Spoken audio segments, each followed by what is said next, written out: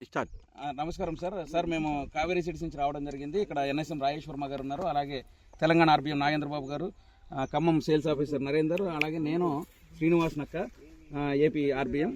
ఇక్కడ మేము MLT and PD trial మన సంబంధించి మేము రావడం జరిగింది.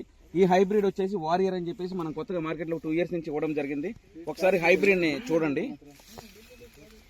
వారియర్ దీని పేరు మనం మార్కెట్లో కొత్తగా ఇవ్వడం జరిగింది. గత 2 years నుంచి ట్రయల్స్లో ఉంది. ఈ సంవత్సరం ఫార్మర్ ట్రయల్ ఇవ్వడం జరిగింది.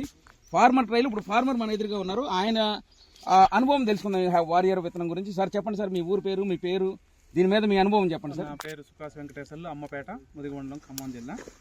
మేము కావేరీ కంపెనీ వారు మాకు ఈ వారియర్ అనే విత్తనం ఇచ్చారు. చూపించండి సార్, చెప్పండి, చెప్తా చూపించండి సార్. వారియర్ అనే విత్తనం ఇచ్చారు.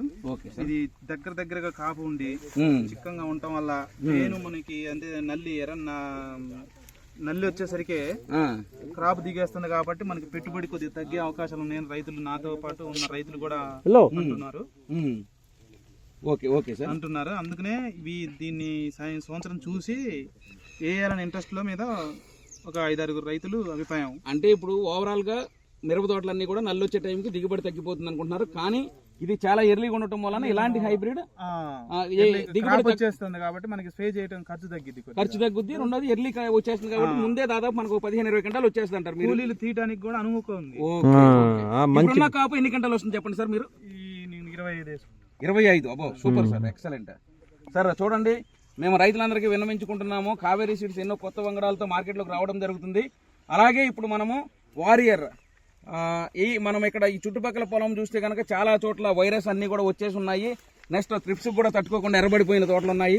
కానీ ఇక్కడ మాత్రం మనం గమనించవచ్చు ఏ విధంగా ఉంది. రైతుకు కూడా రీసెంట్గా మన 15 రోజుల క్రితం యాక్సిడెంట్ అయి పాపం పొలం పట్టించుకునే పరిస్థితుల్లో కూడా అలాంటి సిచ్యువేషన్లో కూడా మనకి ఎటువంటి తేడా లేకుండా చాలా ఎక్కువ ఈల్డింగ్ వచ్చి రోగాలను కూడా తట్టుకునే విత్తనము ఇది కావేరీ సీడ్స్ వారియర్. నమస్కారం సార్. Thank you.